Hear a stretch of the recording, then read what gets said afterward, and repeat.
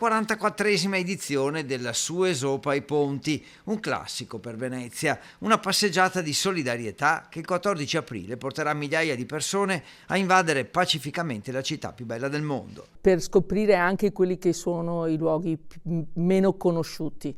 Un ringraziamento particolare va al TGS Group, alla Marina Militare, all'ammiraglio Petrone, per aver consentito assieme al porto di passare per zone normalmente interdette alla circolazione. L'Arsenale è uno dei fulcri di Venezia e questa volta si continuerà a passare di lì. 450 i volontari al servizio dei partecipanti che saranno a numero chiuso. Sullo sfondo un progetto di solidarietà dei salesiani che sarà sostenuto anche dall'amministrazione.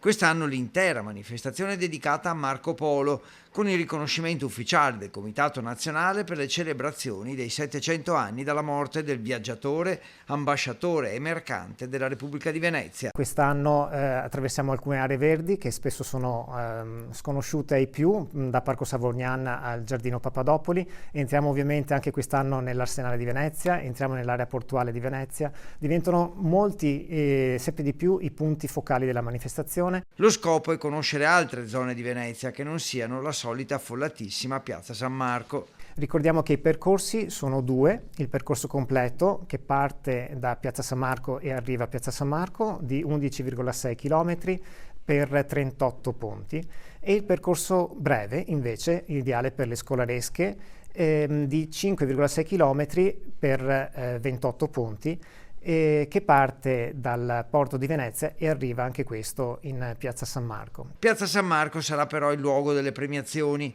e qui arriveranno tutte le scuole che partecipano al concorso Don Dino Berti.